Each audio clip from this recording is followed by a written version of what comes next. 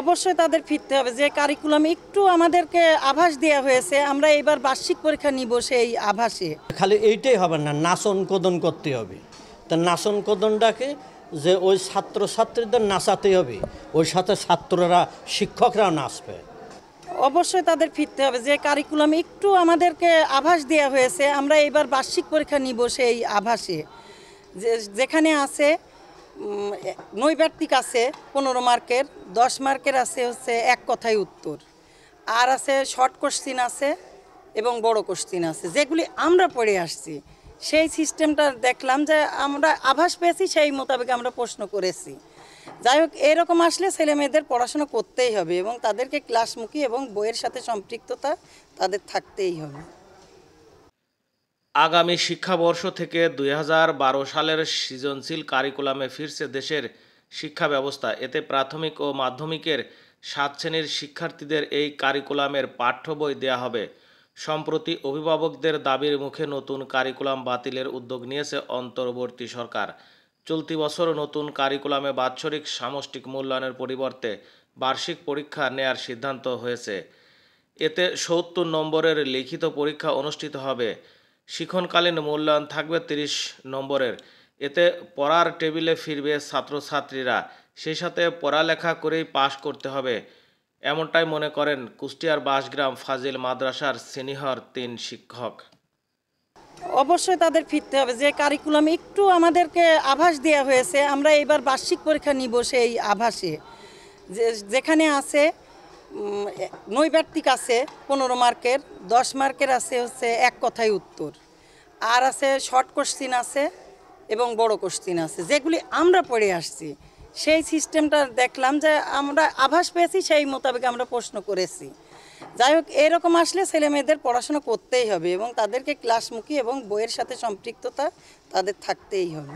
এখন নতুন সিলেবাস তো আমরা এর আগে আপনার 3 থেকে 4টে সিলেবাস আমরা অতিক্রম করেছি। তো সেই সিলেবাসটা হচ্ছে প্রথম আসলে আপনার অ্যাসাইনমেন্ট। এই অ্যাসাইনমেন্টটা দিন 7-10 দিন পরে বা 15 দিন 1 মাস পরে কিন্তু অ্যাসাইনমেন্টটা থাকলো না। এরপরে আসলো আপনার মূল্যায়নের একটা ভিত্তি। তো মূল্যায়নের ভিত্তিটা কেমন, যে স্টার দিয়ে 1 স্টার 2 স্টার 3 স্টার, মানে আমাদের যে গভর্নমেন্ট ছিল আর কি। এখন কিছুদিন পরে দেখা গেল যে এই স্টার আকাশে চলে গেল, স্টার থাকলো না। এরপরে আসলো আপনার আবার মূল্যায়ন ত্রিভুজ দিয়ে, ত্রিভুজ চতুর্ভুজ দিয়ে একটা মূল্যায়ন করতে হবে। এখন এই ত্রিভুজ চতুর্ভুজের যে মূল্যায়ন আসলো, এই ত্রিভুজ চতুর্ভুজের মূল্যায়ন আমরা ছাত্রদের করতে করতে লাস্টে বলে ত্রিভুজ চতুর্ভুজের মূল্যায়ন আর থাকলো না, এটা চলে গেল। এখন আমরা যে পরিবেশে রয়েছি, আমরা ক্লাসে যে এখন এই ছাত্রদের কোন জায়গা পড়াবো আর কোন কারিকুলামে পড়াবো, এইটাতেই তো আমরা ঢুকতে পারতেছি না। এইটাই হচ্ছে আমাদের এখন বড় সমস্যা দেখা যাচ্ছে। এরকম আমরা মানে লেখাপড়া করাই নিতে আমরা বিভিন্ন রকম একটা ঝামেলার ভিতরে আমরা রয়েছি। এরপরে আসলো আর একটা সিস্টেম, সেই সিস্টেম হচ্ছে যে ছেলেরা রান্না করা শিখবে, মানে ভাত রান্না করা শিখবে, কীভাবে হোস্টেলে যে মানে রান্না করে খাবে, ডাল ভর্তা করবে, আলু ভর্তা করবে, এরকম একটা সিস্টেম আসলো। এই সিস্টেমের পরে যে আমাদের আবার মানে শুরু হয়ে গেল যে খালি এইটাই হবে না, নাচন কোদন করতে হবে। তা নাচন কোদনটাকে যে ওই ছাত্রছাত্রীদের নাচাতে হবে, ওই সাথে ছাত্ররা শিক্ষকরাও নাচবে। তা এখন আমরা নাচবো না লেখাপড়া শেখাবো, কোন দিয়ে এটা কোন কোন সিস্টেমে আমরা যাব? এখন গভর্নমেন্ট যে আপনারা যেটা বলছেন, গভর্নমেন্ট যে নতুন কারিকুলাম কি দেয়, এই কারিকুলামটা আমরা দেখি, কারিকুলামটা দেখে তাহলে আমাদের যে পথ নির্দেশনা গভর্নমেন্ট দেয়, আমরা সেই নির্দেশনা অনুযায়ী হাঁটবো। কিন্তু পূর্বে যে কারিকুলামগুলি দেশে একটাও কিন্তু টিকি নাই, প্রতিটা কারিকুলামে কিন্তু মানে বিফল হয়েছে।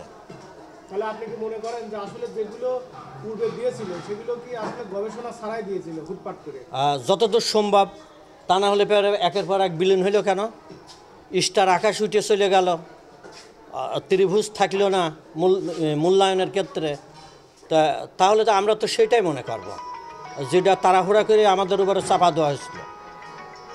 কারণ একটা জিনিস দেবে সেটা স্থায়ী হবে, আমার শিক্ষকরা সেই স্থায়ীর উপরে ছাত্রছাত্রীদের হচ্ছে লেখাপড়া করাবে, তা আমাদের তো স্থিরই হতে দিচ্ছে না। তো তাহলে আমরা সিলেবাস অনুযায়ী সেই সিলেবাস অনুযায়ী কী পাঠদান করব, এই পাঠদানটা মানে সিস্টেমটা কি, সিস্টেমেটিকটা কি। এখন সিস্টেম গভর্নমেন্ট আমাদের যেটা করবে যদি সেটা স্থায়ী হয়, কারণ এই যে ত্রিভুজটা চলে গেল, স্টারটা চলে গেল, অ্যাসাইনমেন্টটা চলে গেল, নাচন কদন চলে গেল, ভাত রান্না করা চলে গেল, তাহলে পরে আমরা এখন কোনটাই ঢুকবো, এটা আমরা একটু ক্লিয়ার হতে চাচ্ছি যে গভর্নমেন্ট যদি এটা আমাদের ক্লিয়ার দেয় তাহলে আমরা সেই সিস্টেমেটি আমরা শিক্ষাদান করব। আমার শিক্ষকের পাঠদান করাই কাজ। আমরা ধরেন যে আমরা তো পড়ে আসছি, আমরা সেই মানে 80-র দশকের, আমাদের সময় যেটা ছিল আর কি রচনামূলক মানে ছোট প্রশ্ন ব্যাখ্যা, এগুলো আমরা মনে করি কি যে এইগুলা শূন্যস্থান পূরণ ছিল, ওখানে বাক্য রচনা ছিল, এই ধরনের মাধ্যমে যে আমরা প্রকৃত যে মানে পড়াশোনাটা শিখেছি, আমার মনে হয় যে আমরা ওইটাই প্রকৃত শিক্ষা পেয়েছি। এখনো পর্যন্ত আমরা ওইগুলা নিয়ে কিন্তু চলছি। আর যে নতুন নতুন যে সিলেবাস আসছে, তারপরে কারিকুলাম চেঞ্জ হয়েছে, এগুলোর মাধ্যমে ছেলেপেলে মনে হয় যে মানে অনেক কিছুই তারা শিখতে পারছে না। তাহলে না শেখার পিছনে মূল কারণ আপনি দায়ী কি করলেন? মূল কারণে কারিকুলাম চেঞ্জ হওয়ার জন্য, প্রতিটা বছরই কারিকুলাম চেঞ্জ হচ্ছে। আর সৃজনশীলের মাধ্যমে যেটা মনে করছে যে সৃজনশীলটা মানে ভালো হবে ছাত্রছাত্রীদের জন্য, সেটা কিন্তু ফলপ্রসূ আমরা কিছুই পেলাম না, বরং মানে বাচ্চাদেরকে ব্রেনের উপরে চাপ ফেলানো হচ্ছে, এইটাই আমার মনে হয়। তাহলে কেমন শিক্ষা ব্যবস্থা হলে ভালো হয়? আমাদের মতন আমরা যেটা শিক্ষা লাভ করে আসছি। হ্যাঁ, একটা কথা বলবেন যে বর্তমানে আমরা লক্ষ্য করে দিয়েছি অনেক প্রতিষ্ঠানে দেখেছি যে শিক্ষার্থীরা প্রতিষ্ঠানমুখী না। আসলে কেন প্রতিষ্ঠানমুখী না? এটা ধরেন যে আমরা অনেক প্রতিষ্ঠান দিয়েছি, তারা অনেক শিক্ষার্থীর হাতে মোবাইল আমরা দেখেছি, কিন্তু এখন তো যুগটাই এসে গেছে, ওরা ধরেন যে মানে জন্ম লাভ করেই দেখছে ওদের সামনে মোবাইল ফোন, হ্যাঁ ওটার প্রতি ওরা আকর্ষণ হচ্ছে বেশি। এই থেকে বের হওয়ার রাস্তা কি?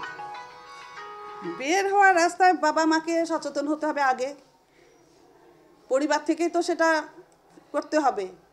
তারপরে শিক্ষা প্রতিষ্ঠানে এসে আমরা যদি শিক্ষকরা এগুলা কন্ট্রোল করতে পারি, কিন্তু প্রথম কাজ হবে বাবা আমাদের পরিবার থেকে। আপনারা কি অভিভাবক সমাবেশ করেন? এই ফোনটাতে রিসিভ করবেন না? করব, আমরা তো সচেতন করি ক্লাসে, বুঝছেন। তারপরে বাবা মারা যদি গোপনে কিছু করে ফেলে, সেইখানে আমাদের কিছু করার থাকে না, আমরা জানতেও পারি না। হয়তো কয়েক মাস পরে হয়তো জানতে পারলাম যে ছাত্রীটা আর আসে না, কেন আসে না, তখন হয়তো বুঝতে পারলাম, খোঁজ নিতে মানে ওদের বান্ধবীদের কাছে খোঁজ দিচ্ছি, তখন ওরা বললো যে ও ম্যাডাম ওর তো বিয়ে হয়ে গেছে। তখন আমাদের আর কিছু করার থাকে না, সেটা আমরা জানতে পারি ওই 3-4 মাস পরে। আমরা তাৎক্ষণিক যদি জানতে পারতাম হয়তো আমরা গার্জিয়ানকে বোঝাতে পারতাম, কিন্তু আমরা এটা সহজে বুঝতে পারি না, এটা তারা গোপন রাখে। তা আমাদের এই জন্য তো আমাদের কিছু করার থাকে না। তারপর আমরা যতটুকু আমরা ক্লাসে যাই, তাদেরকে সচেতন করি যে তোমরা মানে মানুষের মতন মানুষ হবা, মেয়েদেরকে অনেক শিক্ষায় শিক্ষিত হতে হবে, যে আমাদের যে সামাজিক ব্যবস্থা এর বিরুদ্ধে যদি তোমরা রুখে দাঁড়াতে চাও তাহলে তোমাদেরকে শিক্ষিত হতে হবে, এই ধরনের আমাদের কিছু বলার হয়। আপনার এই মাদ্রাসার শিক্ষার্থীর সংখ্যা কত? শিক্ষার্থীর সংখ্যা সমান সমান, ওই মানে বলি শিক্ষার্থীর সংখ্যা 500 হবে। জি জি। প্রতিদিন কি 500? না, প্রতিদিন 500 আসে না। এখানে ধরেন যে ফাজিল কামিল এগুলা তো ওদের যখন ক্লাস শুরু হয়, এরা তো এখন আর ক্লাসে আসছে না, ওদের যখন ক্লাস শুরু হবে তখন ওরা আসবে। এখন আলিম পর্যন্তই মানে সব ক্লাসে ছাত্রছাত্রী আসে 1 থেকে। সব মিলে আমাদের মাধ্যমে যতটুকু কথাগুলো বললাম, প্রশ্ন করলাম, আসলে আমাদের মাধ্যমে কি আশা করছেন বা কি মেসেজ দিবেন জাতিকে?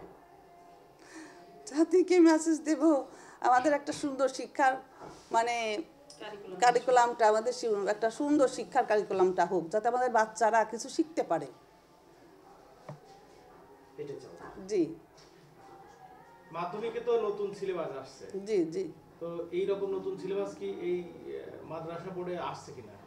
হ্যাঁ, এটা একই, এখন তো সমমান, এটা এখন সবই এক। কিছু আমাদের আরবি সাবজেক্ট একটু বেশি। তাহলে এই সিলেবাসের মাধ্যমে কি ছাত্রছাত্রীরা আবার পড়ার টেবিলে ফিরবে বলে মনে করেন আপনি? অবশ্যই ফেরাতে হবে, আমাদের শিক্ষকদের তো সেই দায়িত্বটা। মানে এখন তো পড়ে পাস করতে হবে, আর ওই সেই হ্যাঁ, এখন তো পড়ে পড়ে পাস করতে হবে। অটো পাসও থাকবে না, আমরা চাই না যে অটো পাস থাকুক,